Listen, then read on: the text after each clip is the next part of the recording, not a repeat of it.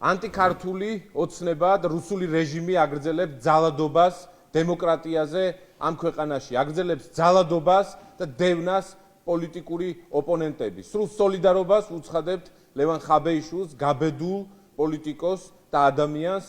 ჩვენი მთავარი გზავნილი არის ის, რომ არნაირი შიში არ დაისადგურებს იმ ოპოზიციურ ველზე, რომელიც წინააღმდეგობაშია ბიძინა ივანიშვილის წინაშე.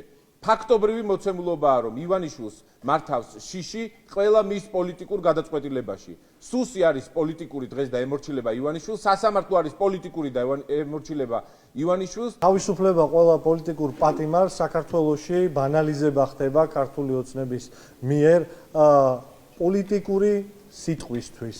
პოლიტიკური ნათქლამისთვის, ნებისმიერი პოლიტიკური ქმედებისთვის ციხეში გაშვების ბანალიზება ხდება. ივანიშვილი აგრძელებს ქართული დემოკრატიის მკვლელობის მცდელობას.